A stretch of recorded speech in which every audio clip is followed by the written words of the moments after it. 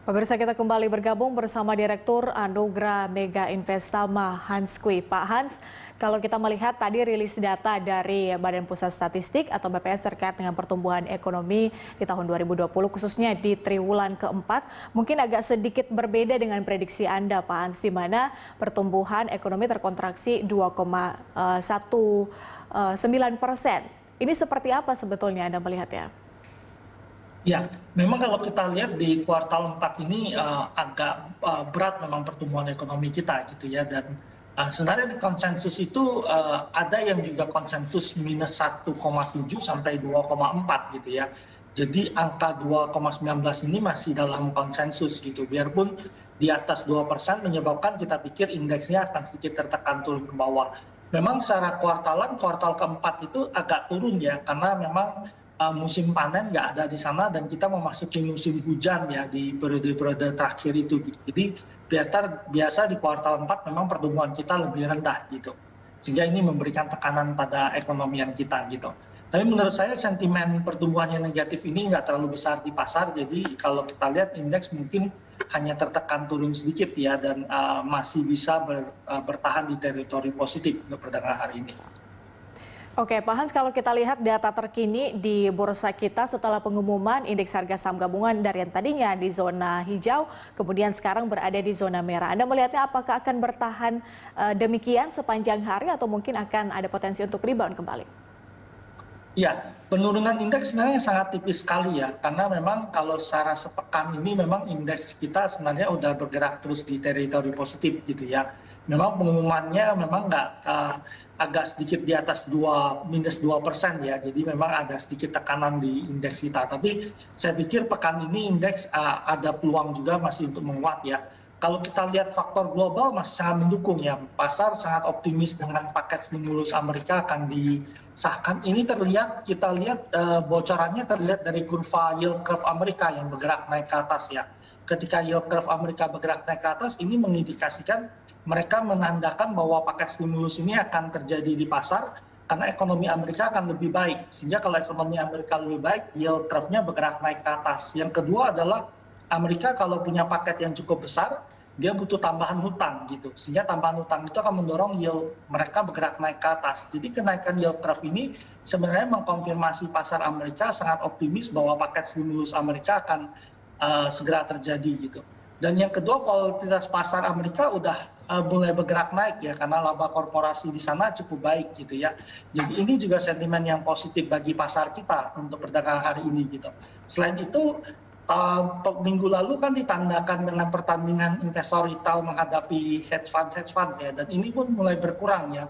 Nampaknya investor retail di sana mulai kehabisan tenaga dan mereka meninggalkan pasar saham bergerak ke pasar komoditas. Tetapi di perak pun mereka cuma berspekulasi 1-2 hari, kemudian mulai bergerak turun lagi dan kelihatan tidak terlalu ada aktivitas tersebut ya. Ini menyebabkan pasar global dalam sentimen cukup positif gitu.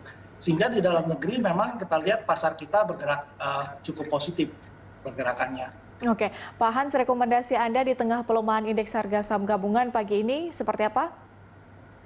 Ya, kita pikir pelaku pasar sebaiknya sell on strength dulu ya di beberapa saham ya. Harum Energi kita rekomendasikan sell on strength dulu 6.450, 5875 ya, sell on strength gitu.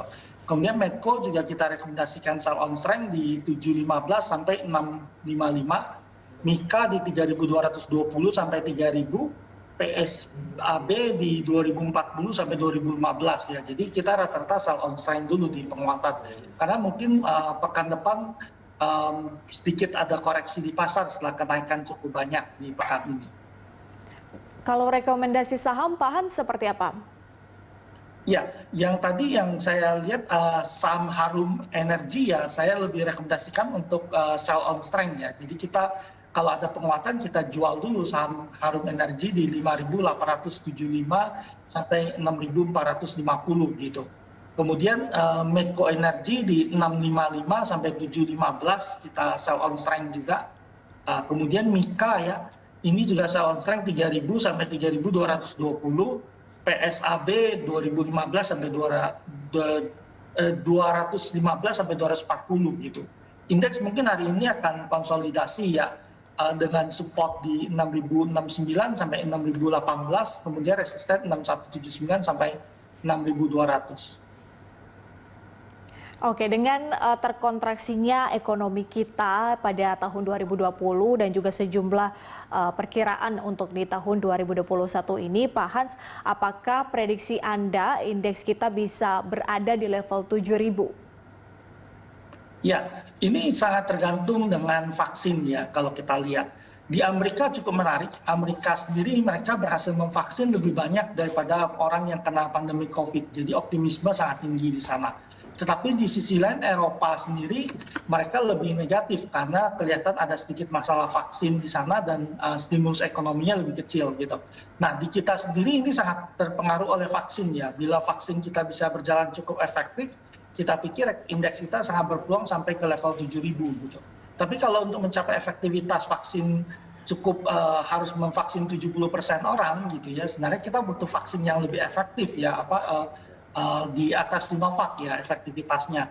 Yang kedua adalah setiap hari pemerintah harusnya bisa memvaksin 500.000 orang gitu ya, supaya dalam tahun ini kita bisa mencapai tingkat 70% gitu.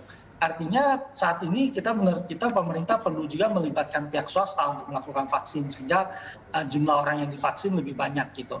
Nah dengan hadirnya vaksin karena pasar modal ini sangat terpengaruh oleh keadaan ekonomi yang harusnya bisa segera pulih gitu ya kalau vaksinnya efektif gitu. Jadi kunci ke 7.000 kita adalah vaksin yang cepat dan efektif yang dilakukan. Oke, berarti tergantung dengan bagaimana proses vaksinasi di Indonesia dilaksanakan, apakah sudah sesuai dengan yang sudah direncanakan atau mungkin ada hal-hal atau perkembangan terbaru terkait dengan proses vaksinasi. Pak Hanskui, terima kasih sudah bergabung bersama kami di Opening Bell. Ya, terima kasih.